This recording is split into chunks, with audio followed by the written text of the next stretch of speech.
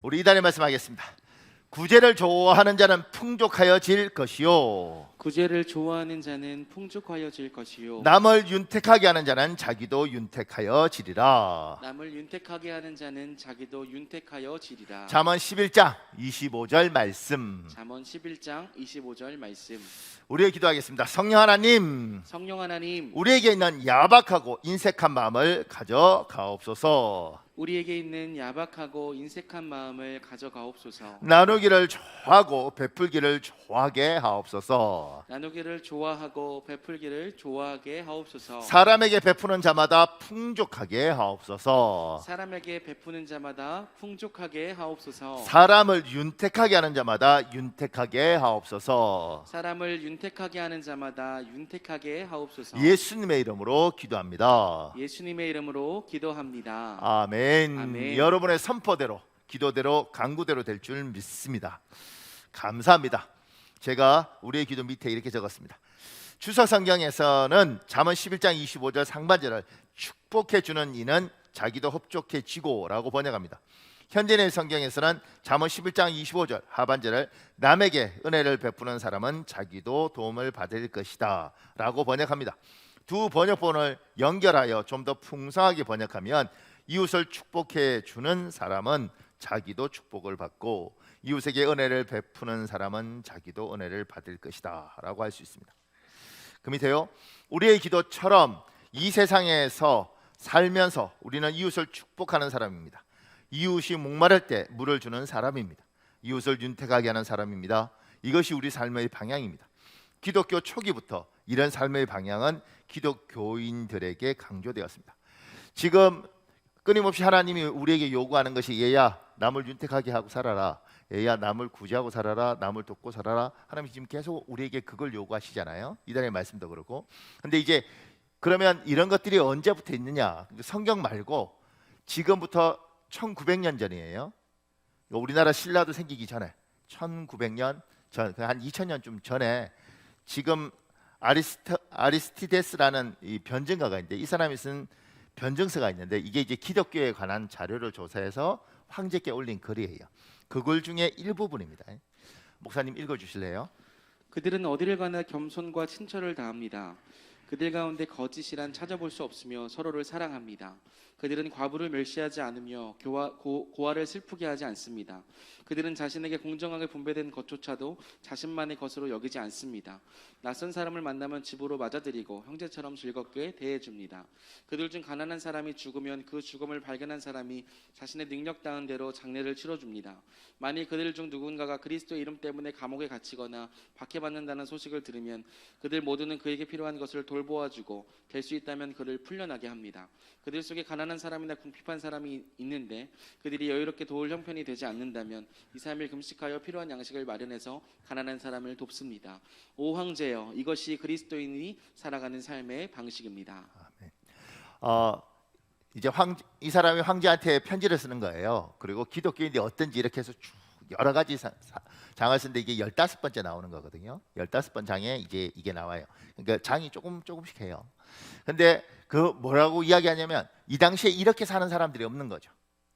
어떻게든 도와주려고 그러고 어떻게든 사람 챙기려고 그러고 이런 사람이 없는 거예요. 모두가 어떻게든 저 사람 걸 내가 뺏어 먹을까? 어떻게 하면 저 사람을 이용해서 내 이득을 취할까? 이렇게 살아가는 그 세상에 이 예수 믿는 사람들이라는 사람이 생겼는데 저 사람들이 뭔지를 잘 모르겠는 거예요. 그러니까 그 사람들이 뭔지에 대해서 궁금해할 때 이 사람이 이렇게 변증서를 써서 황제에게 올리는 거죠. 제가 잘 살펴보니 이들은 참 희한합니다. 심지어 자기들 중에서 가난한 사람이 있어서 끼니를 못 때우면 자기들이 나눠줄 양식이 넉넉하지 않으면 어떻게 하느냐면 그 양식을 자기들이 2일 3일 금식해서 양식을 모았다가 이 사람한테 해서 이 사람을 밥을 굶지 않도록 합니다. 참 세상에 저런 사람들이 있네요, 황제요. 근데 얘들이 왜 그렇게 사느냐 이렇게 물어보니까 저게 예수를 믿는 사람들, 그리스도인들은 저게 삶을 사는 원칙이랍니다. 이렇게. 왜 기독교가 세계적인 종교가 됐는가? 성령의 역사, 안전병이 일으키고 굉장하죠. 그런데 이런 모습들 속에서 사람들이 매력을 느끼고 야, 예수 믿는 사람들끼리 참 좋아. 저 사람들은 굉장히 유익해. 그래서 받아들인 거예요. 수용한 겁니다. 나는 안 믿어도 내 자식을 믿게 하고. 왜냐면 저렇게 사는 모습이 너무 예쁜 거예요. 그렇게 해서 기독교가 전 세계적인 기독교가 된 거죠. 우리나라 와서도 복음이 전파될 때는 쭉 이렇게 전파된 거죠. 그런데 어느 날부터 우리가 인색해지기 시작한 거예요. 우리가 변한 거죠. 우리가 이 말씀대로 사는 것이 아니고 우리가 나눠주고 베푸는 것보다는 우리가 남의 걸 뺏어오는 쪽으로 가 있는 거예요. 그렇게 가 있는 이런 상황들, 그러면서 기독교가 위축을 당하고 주눅이 들어가고 있는 거죠. 왜 이달의 말씀을 이걸 선택했느냐? 기도하면서 하나님, 우리 성도들이 벌써 코로나로 1년 반을 이렇게 어려운 시간들을 보내고 있는데 어떻게 해야 돌파가 됩니까, 하나님? 세상 사람들은 지혜로운 이야기를 하는데 어차피 그들도 돌파를 못해. 그럼 우리는 어떻게 해야 됩니까, 하나님? 그때 하나님이 성경 말씀들 중에 결국 너희가 살려면 구제하면 하나님이 주신다니, 남을 윤택하게 하면 너를 윤택하게 한다니, 어려우면 어려울수록 곳간을 걸어 잠그는 것이 아니고 풀어라. 힘이 들면 들수록 네 주머니를 움켜잡는 것이 아니고 풀어라. 해파라는 이야기 아닙니다. 낭비하라는 이야기 아니잖아요. 지금 이 사람들처럼 이틀 3일 금식을 하고 나눠주는 것처럼 얘야, 알뜰하게 살지만 베풀고 살아라, 나누고 살아라, 이렇게 이야기를 하는 거예요. 그러면 내가 채워줄게. 내가 채워줄게. 조금 더요.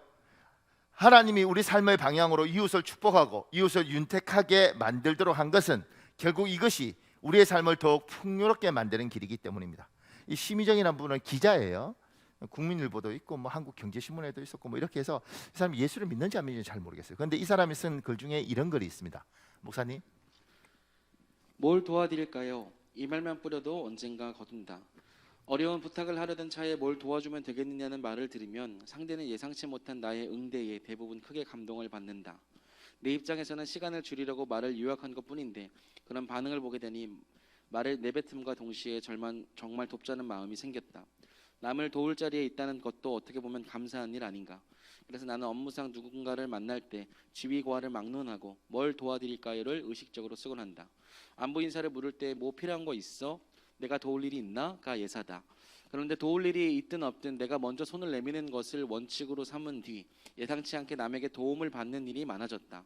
기사나 칼럼을 쓰느라 한참 골머리를 앓고 있을 때 기사 아이템을 챙겨주는 취재원들도 줄을 이었다. 손글씨로 힘내세요라 적힌 카드나 카톡 선물하기로 커피 한 잔과 함께 파이팅을 외치는 그들은 힘든 일상에 비타민보다 더 기운나는 존재로 다가왔다. 기억도 안 나는데 과거에 내가 자신을 도왔다며 이제 자신이 도울 차례라고 연락 오는 일도 허다했다. 가족이나 친구가 아닌 다음에야 득실도 따지지 않고 남 도울 생각을 한다는 게 요즘 시대에 미련하게 보일지 모른다. 그렇지 않아도 바쁜 마당에 남 챙길 여유를 낸다는 게 부담스러울 수도 있다. 하지만 실제 우리 삶은 경쟁 논리로만 돌아가지 않는다. 그리고 잠시 짬을 내 남의 손을 먼저 잡는 것이 내게 이로울 때가 훨씬 많다. 많은 사람들이 타인을 돕는 것을 귀찮아하거나 소용없는 것으로 여기는 이유는 당장 눈앞에 보이는 것만 생각하기 때문이다. 무언가 베풀어 신뢰와 신용을 쌓는 데는 분명 시간과 노력이 들지만 결과적으로 베푼 호의가 그 몇 배 높게 돌아온다.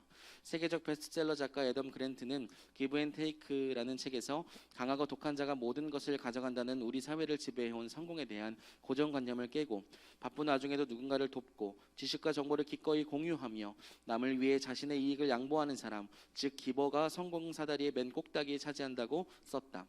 정반대인 테이커가 노력 이상의 이익이 돌아올 경우에만 전략적으로 남을 돕는 반면 타인 돕기, 조언하기, 공적 나누기, 남을 위해 인간관계 맺기 등 타인의 이익을 위해 행동하는 기버는 먼저 베품으로써 훗날의 성공을 위해 좋은 위치를 차지할 확률이 높인다는 것이다. 따라서 기버가 성공하면 사람들은 그에게 총구를 거는커녕 오히려 응원하고 지지하지만 테이커의 성공은 질투를 유발한다. 주는 사람이 성공한다는 말은 성공의 대명제임에 틀림없다. 어렵게 생각하지 말자. 그저 내 곁에 누군가를 위해 내가 무엇을 할 수 있을지 생각해보는 것으로 충분하다. 물론 내가 할 수 있는 선 안에서다. 범주를 넘어선 일이거나 어려운 상황이라면 솔직하게 말하면 된다. 그 자체로도 상대에겐 따뜻한 배려이니 말이다. 그렇게 뭘 도와드릴까요? 라고 먼저 묻다 보면 주변 사람들이 내가 모르는 사람조차 어느새 나를 응원하는 것을 발견할 것이다. 그들이 적극적으로 나를 돕지 않더라도 최소한 적이 되지 않는다는 얘기다. 당연히 적을 만들지 않으면 삶은 한결 가볍고 쉬워진다. 주아드 비브르 호텔의 창립자 칩 콜리는 이렇게 말했다. 배품은 100m 달리기에는 쓸모가 없지만 마라톤 경주에서는 진가를 발휘한다. 하나님이 우리에게 착하게 살아라, 그냥 얘야 착하게 살아라 이렇게 말씀하신 게 아니에요. 우리에게 삶의 법칙을 이야기하시는 거죠. 얘야 주고 살아라, 돕고 살아라, 베풀고 살아라, 다른 사람을 윤택하게 해라. 나는 너희가 이렇게 살길 원한다. 이렇게 살면 결국은 네가 윤택하게 한다는 이 말씀대로 너가 더 윤택하게 될 거다. 내가 이걸 책임질 거다. 그러니까 이렇게 살아라. 그러니까 세상 사람들은 지금 강하고 독한 사람이 다 뺏어 먹고 그들이 성공하는 세상이라고 그러지만 그들이 성공하는 것들을 누구도 기뻐하지 않는 거죠. 왜냐하면 그 사람은 내 것도 뺏어갈 거니까. 결국 나눠주고 베푼 사람이 성공하는 것들을 원하는 거예요. 왜냐하면 그 사람은 나에게도 줄 거니까. 하나님이 이 법칙을 이 세상에 뒀고 이걸 누구는 믿고 가는 것이고 누구는 안 믿고 가는 거예요. 근데 우리에게는 하나님 요구하죠. 네가 내 백성이니? 네가 예수를 믿니? 그러면 이렇게 살아라 이렇게. 근데 이제 여기에서 여러분 주의할 게 있어요. 예수 믿는 사람들이 지금 제가 이렇게 우리가 말을 하고 들을 때 말을 할 때 정확히 말하는 것도 중요하지만 듣는 사람이 제대로 듣는 것도 중요해요. 이렇게 이건 하나님의 법칙이라고 이야기했는데 이걸 이제 이렇게 듣는 사람도 있더라고요. 착하게 살라는 이야기네. 무조건 나눠주고 그냥 다 주고 살라는 이야기네. 이런 이야기를 하는 게 아니에요. 항상 하나님 우리에게 이야기하잖아요. 뱀처럼 지혜로워라 이렇게. 세상에는 사회적 거리를 둬야 될 사람이 있습니다. 코로나 걸린 사람 말고 우리가 돕겠다는 선한 마음이 있어도 저 사람이 내 선한 마음을 선하게 보는 게 아니고 사기꾼들 있잖아요. 아예 내가 아무리 선해도 그걸 이용해 먹겠다고 달려오는 이 사람들에게 내가 이렇게 바보처럼 하는 것들은 지혜롭지 않다는 거예요. 우리 목사님들하고 죄송합니다. 우리 목사님들하고 잘 가는 김치찌개 집이 있습니다. 맛있습니다. 근데 처음에 우리가 그 집에 가기 시작했을 때는 맛있는 것도 있었지만 처음에 보니까 주일은 쉽니다 이렇게 적혀 있더라고요. 예수 믿구나. 주일날 쉬는데 이왕이면 이 집 와서 먹어야지. 그리고 그 집 와서 먹었어요. 근데 어느 날 보니까 이제 처음에 그냥 정신없이 먹었는데 나중에 먹다가 어느 날 보니까 주인 그 카운터 뒷자리에 달마 대사님께서 이렇게 쫙 있더라고요. 저건 뭐지? 그리고 신발을 신고 나가는데 생선 대가리, 명태 대가리, 그게 북어 대가리 이게 붙어 있더라고. 아니 그럼 이 사람은 무당, 그다음에 불교, 기독교 다 섭렵하신 분인 거지. 그러니까 우리가 순진하게 예수 믿는 줄 알고 그분은 이거 다 쓰는 거죠. 이렇게 우리가 어떤 일들을 할 때 지혜가 필요한 거죠. 지혜가. 하나님이 여러분에게 저 사람을 윤택하게 해야 되고 저 사람들을 도울 때 기본 모든 자세는 돕겠다고 나가겠지만 얘야 너에게 뱀처럼 지혜로움이 필요하다 이렇게 가는 거예요. 제가 전에 한번 말씀드렸나요? 제한테 좋은 경험이 있다고요. 전화 왔습니다. 오래전 이야기인데 전화 왔어요. 전화 받으니까 목사님이시죠. 그럼 우리는 또 그렇게 하면 무조건 약해지잖아. 네. 그분이 그러더라고요.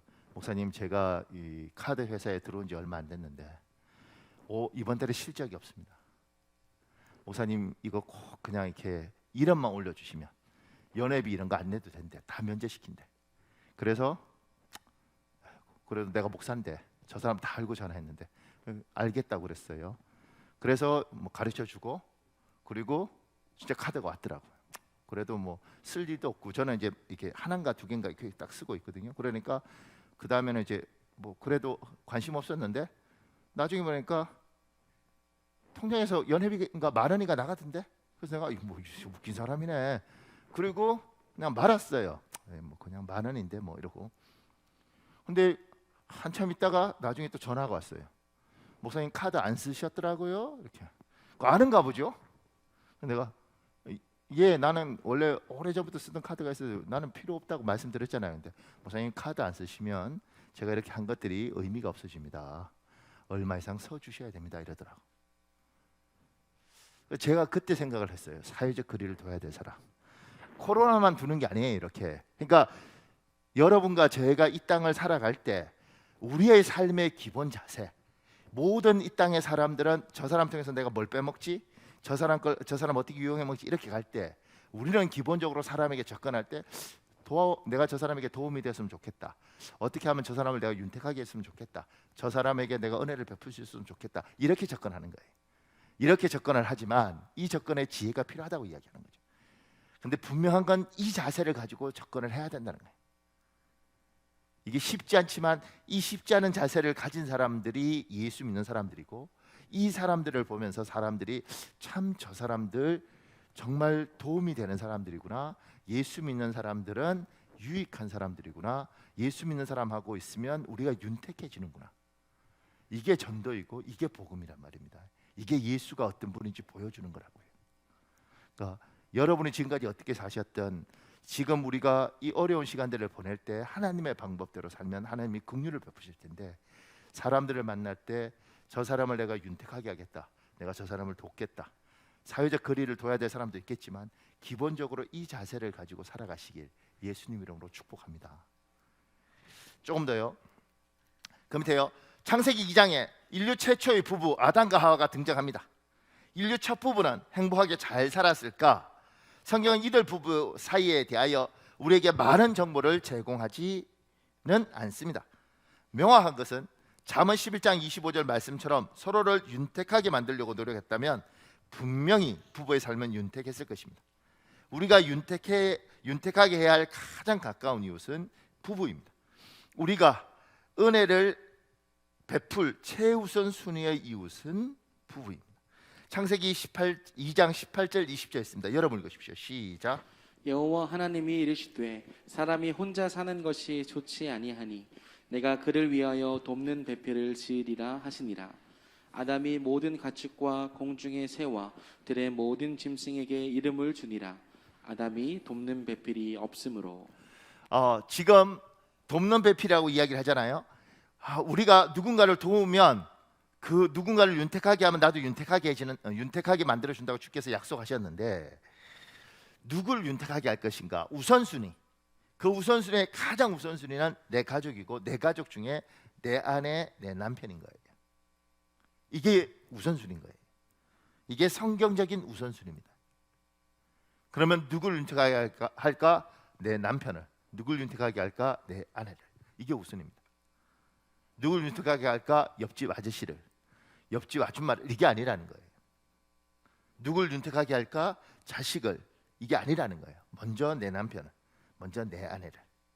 왜냐하면 하나님이 결혼할 때 요구하신 게 뭐냐면 돕는 배필로 결혼을 시켰어요. 구조 자체를. 조금 더요.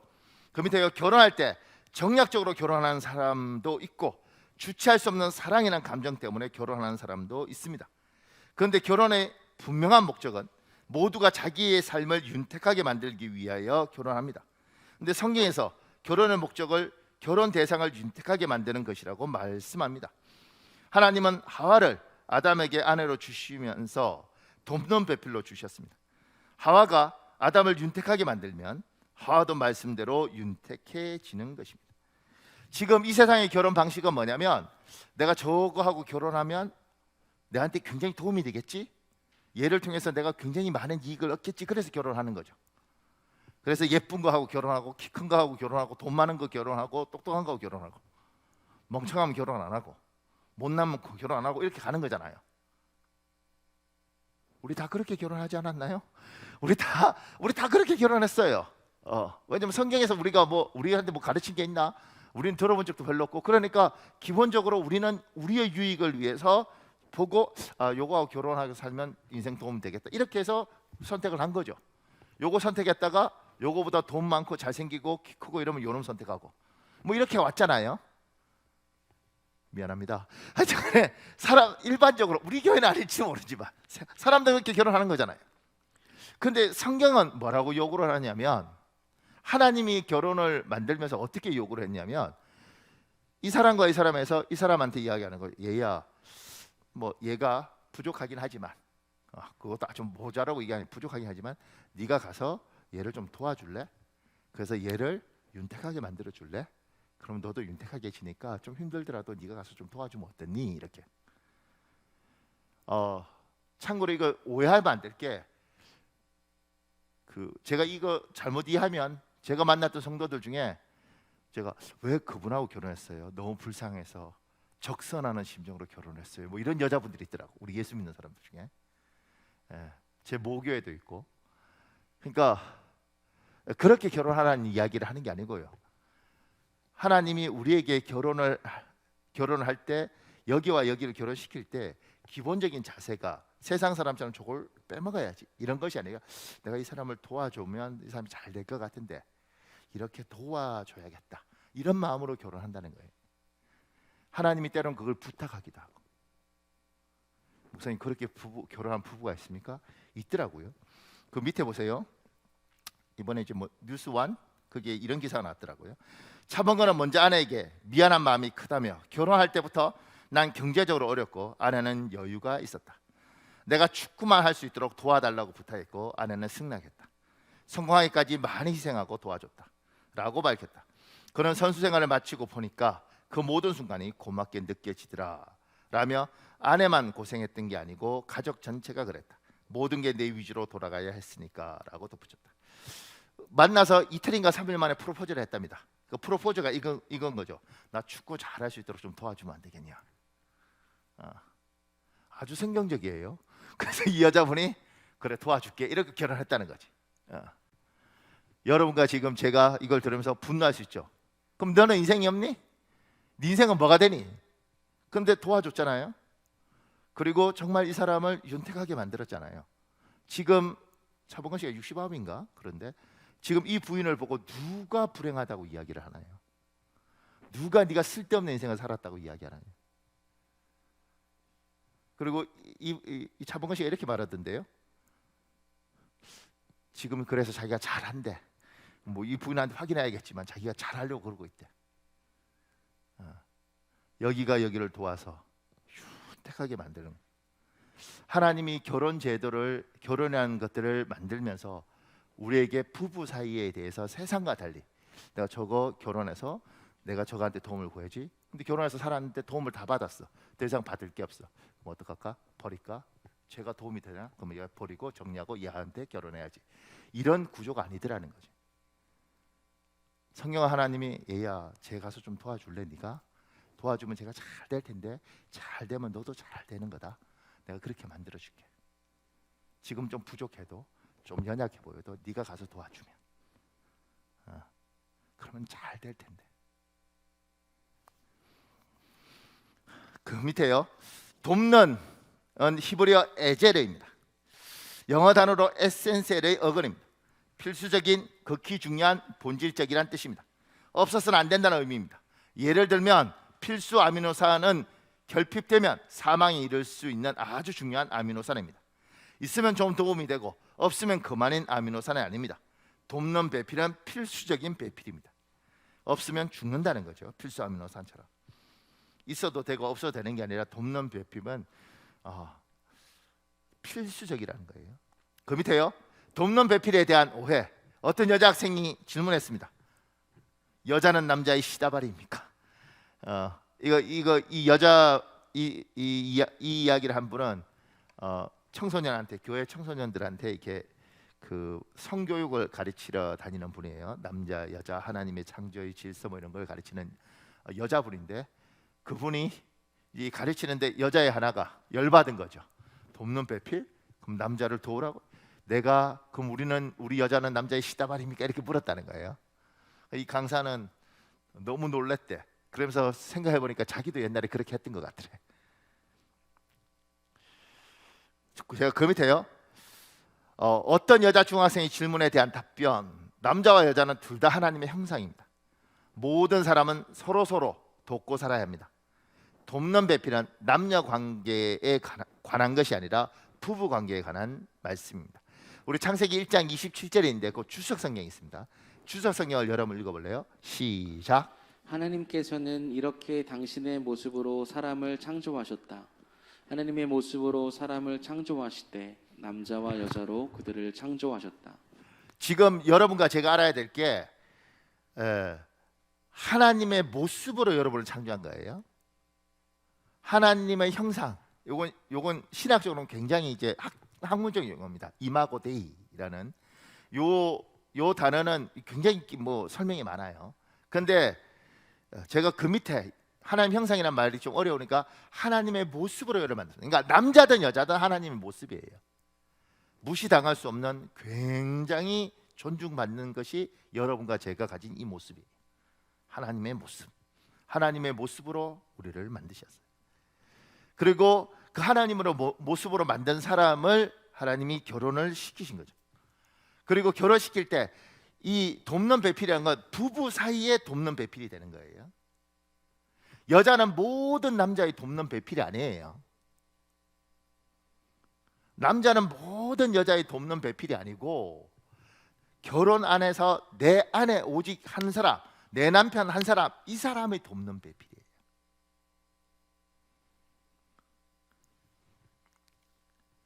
그 밑에요. 배필은 히브리어 네게르입니다. 앞에 마주하다, 맞서다, 반대하다는 뜻이에요. 반대편, 상대편의 뜻입니다. 그래서 창세기 2장 18절 현대어 성경이 있습니다.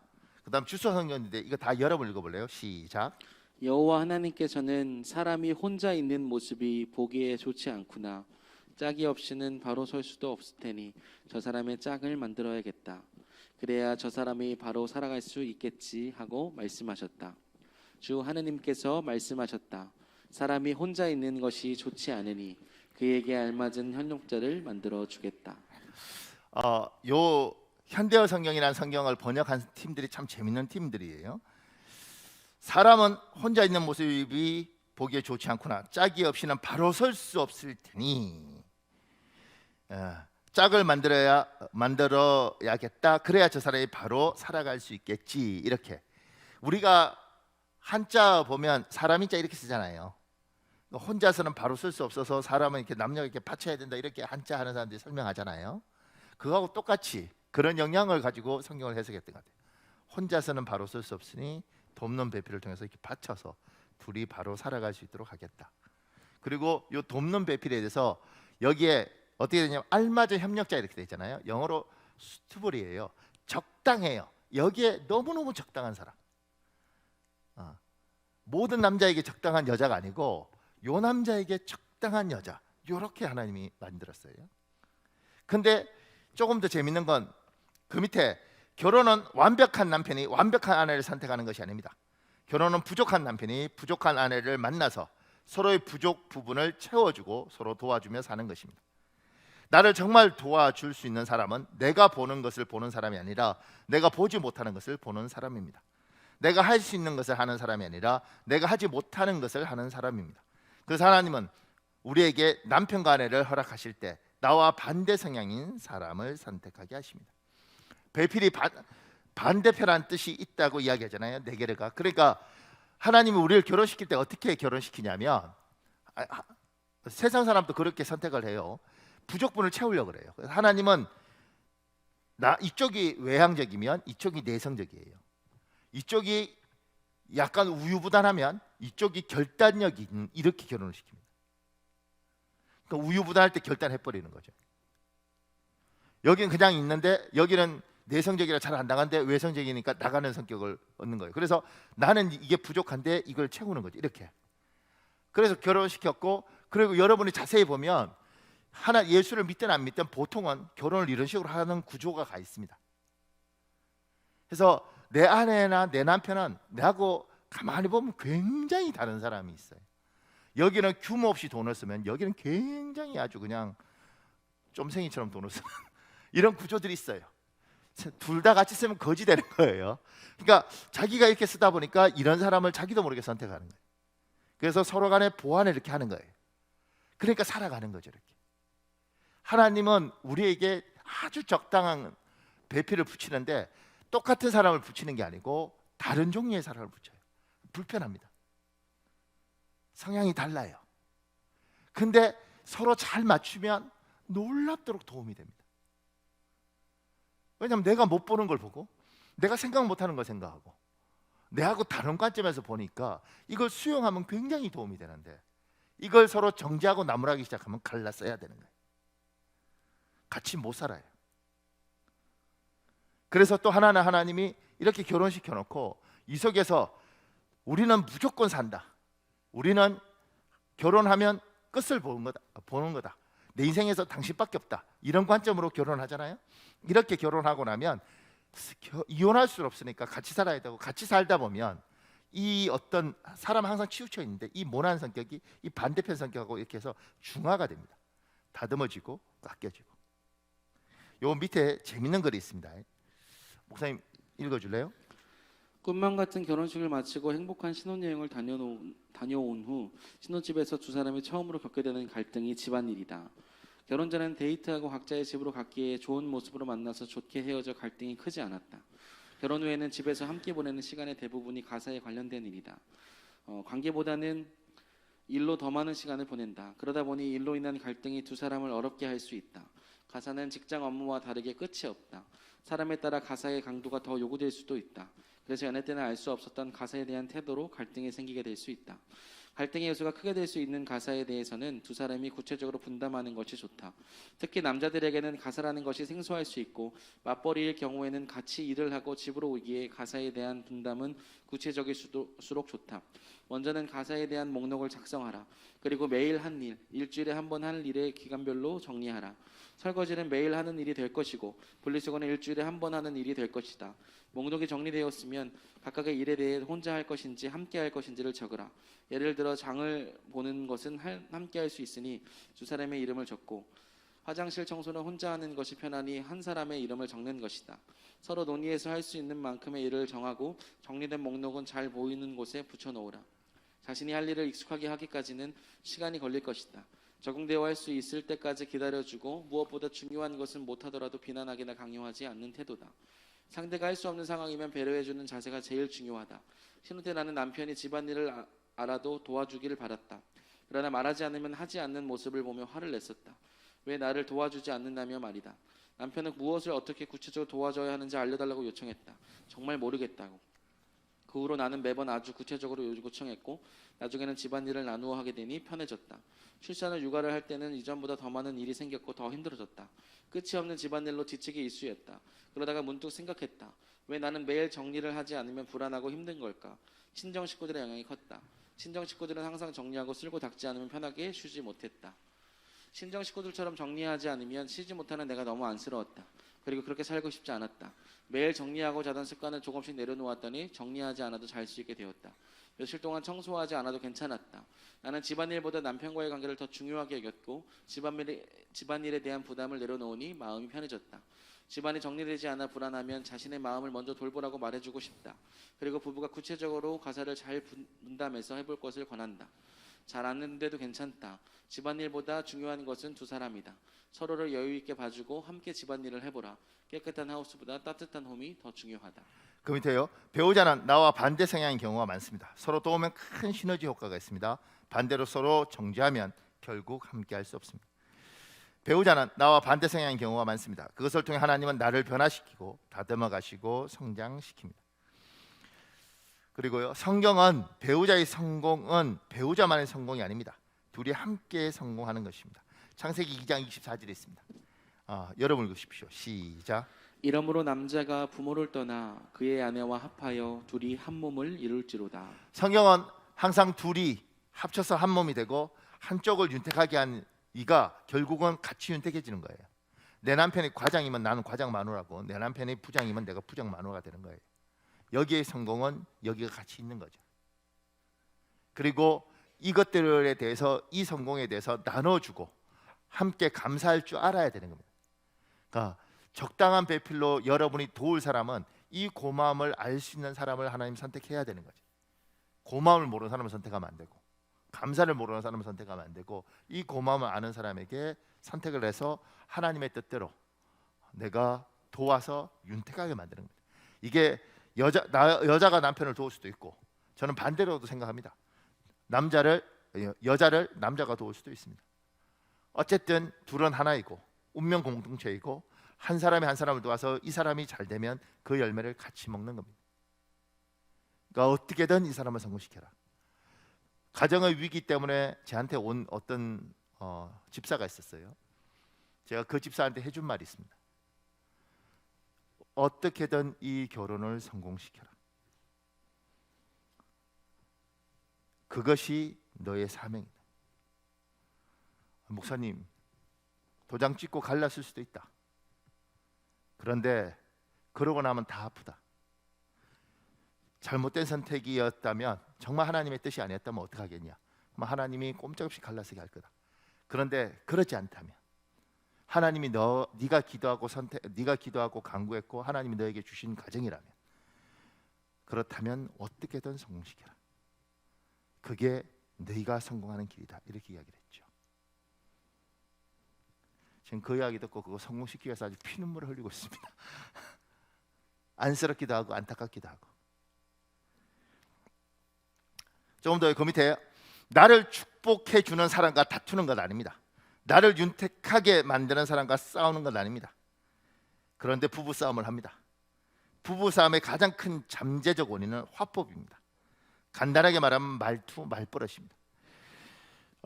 하나님이 나에게 윤택하도록 사람을 줬는데, 제가 이렇게 보면 부부 사이가 참 어려워지는 경우들이 많아요. 여러 가지가 있는데 하나만 딱 이야기를 하겠다 그러면 가장 먼저 짚는 게 말투라는 거예요. 말투. 그래서 제가 그 밑에요, 잠언 15장 1절 있습니다. 여러분 읽으십시오. 시작. 부드럽게 대답하면 사람의 화를 가라앉힐 수 있으나 거칠게 말을 붙이면 사람의 화를 돋을 뿐. 제가 어떤 부부들 보면 이런 식으로 이야기하는 여자분들 있죠. 남편 보면서 이렇게 저한테 와서도 그래요. 이렇게 둘이 이렇게 있으면 여자가 저한테, 목사님, 이 인간이 말입니다, 딱 이렇게 이야기하는 경우 있어요. 그게 뭐 마음에 맺힌 게 많겠죠. 근데 제가 이제 그때 이미 큰일 났다고 생각하는 거죠. 왜냐하면 내 앞에서 그럴 정도면 부부 사이는 얼마나 그렇게 있겠어요, 그죠? 이 사람을 통해서 이 사람을 윤택하게 만들고, 그래서 이 사람도 윤택해지는 거고, 이 사람을 통해서 이 사람을 윤택하게 만들어서 결국은 둘이 운명 공동체인데, 서로 나를 윤택하게 할 사람을 관계를 깨버리게 되고, 그 다음에 서로 관계가 틀어지면 결국은 복을 못 받는 거잖아요. 근데 그 중에서 말을 그렇게, 이 인간이 말입니다, 이렇게 하는 순간 이미 관계가 굉장히 많이 깨져 있는 거예요. 여기가 무너지면 나도 무너지는 거예요. 근데 왜 이렇게 말을 할까? 화가 나서? 제가 그 밑에요, 저는 예쁘게 말하는 법을 배워본 적이 없습니다 라고 어떤 기자가 속상해하며 고백하는 것을 보았습니다. 돕는 배필, 나를 윤택하게 하는 사람에게 중요한 것은 말을 잘하는 것이 아닙니다. 유창하게 하는 것도 아닙니다. 따뜻하게 말하는 것입니다. 기자잖아요. 뭐 이 사람 그 신문사 부장이던데, 부장인데 여자예요. 근데 그 사람이 이제 뭐라고 그러냐면, 예쁘게 말하는 거 배워본 적이 없다는 거예요. 근데 내가 기자쯤 되는데, 그것도 뭐죠? 뭐 사회부 뭐 이런 거 부장인데, 그럼 왜 이 사람이 이렇게 말해요? 논리적으로 말하고 따지듯이 말하고 공격적으로 말하는 걸 배웠다는 거지. 근데 예쁘게 말하는 걸 배워본 적이 없대요. 그러니까 자기도 모르게 늘 따지고 있더라, 이렇게. 그 똑똑한 사람이 따지니까 얼마나 힘들었겠어요, 상대편이. 달변, 그리고 화려한 언변, 뭐 이런 것이 아니라 좀 어눌해도 따뜻하게 말하는 법이 있습니다. 같은 말도 사람 마음을 이렇게 살피면서 말하는 사람이 있습니다. 그 밑에요, 게리 체프먼의 5가지 사랑의 언어에서 어떤 분은 인정받을 때 사랑을 느낀다고 합니다.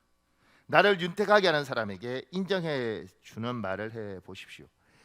사람은 사랑을 느끼는 여러 가지 방법이 있습니다. 그 중에 하나가 뭐냐면, 어떤 사람은, 모든 사람이 그런 건 아니고요, 어떤 사람은 인정받지 못하면 그 사람한테 아무리 좋은 걸 줘도 사랑이라고 느끼지 못한다는 거예요. 그 사람은 인정받을 때 어떻게 하느냐면, 참 수고했어 당신, 참 애썼어 당신, 이 말 한마디면 된다는 거지. 근데 이 말을, 우리가 야박한 마음이 있다 그러잖아요. 사람 중에 야박하고 인색한 사람들이 있는데 말도 야박하고 인색한 사람이 있더라고. 그냥 그 말 한마디 해주면 되잖아. 참 고맙습니다, 당신 덕분에 참 잘 왔네, 당신 그동안 고생 참 많이 했지. 이거면 10년 노고가 풀릴 수 있는데 그 말을 안 해. 그렇게 말을 안 하면 사람은요, 몰라요. 명확하게 이야기해 줄 필요가 있는 거지. 고마워, 당신 덕분에 내가 살았지.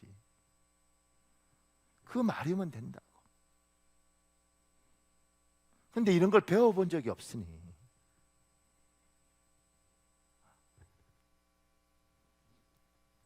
그 밑에요. 참고로 어린아이만 말을 배워가는 것이 아닙니다. 나이가 들었어도 말은 배워가는 것입니다.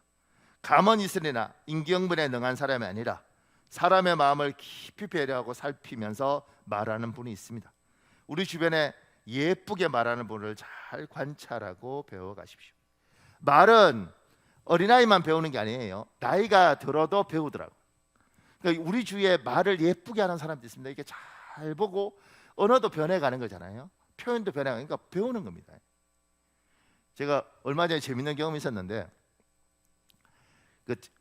제가 이제 한 10년 전에는 제가 어떤 분을 부를 때 안 믿는 사람, 우리 믿으면 우리가 집사님 이렇게 부르죠. 안 믿으면 선생님 이렇게 이야기를 했어요. 학교 선생님 아니라도. 그렇잖아요. 우리 김 선생, 이 선생 이렇게 옛날에 불렀잖아요. 제 어법이 옛날 어법이었던 거예요.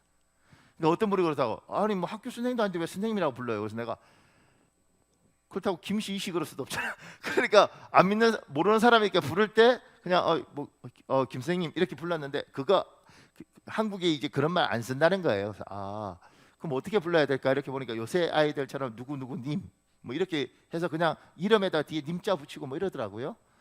그러니까 그래서 이러는가 보다 이러고 이렇게, 그래서 제가 선생님 옛날에는 김 선생, 이 선생 이게 학교 선생이 아니라도 그냥 그렇게 불렀는데, 야 그러는 게 아니구나, 이게 옛날 법이구나 이렇게 생각했단 말이에요.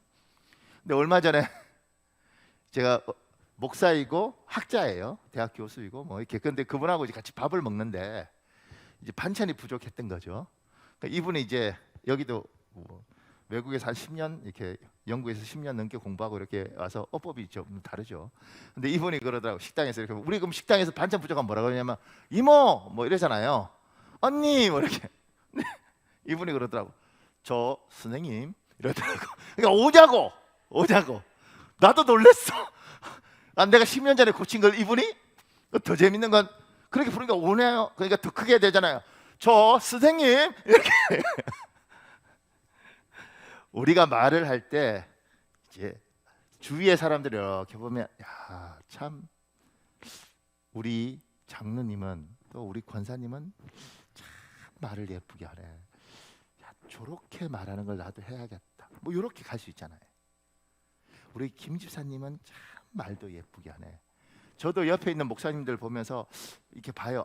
말을 저렇게 해야겠다. 여러분과 제가 천국 가는 그날까지 배워가는 겁니다. 이렇게. 특히 나를 윤택하기 위해서 하나님이 준 돕는 배필, 그게 남자일지 여자일지 누구든 간에 이 사람은 나를 돕기 위해서 하나님 주신 사람이에요. 이 사람하고 내하고 관계가 깨지면 내 윤택함이 사라지는 겁니다. 근데 가장 문제가 뭐냐면 말로 생채기를 내더라고, 상함을 내더라고. 당신 참 무능해.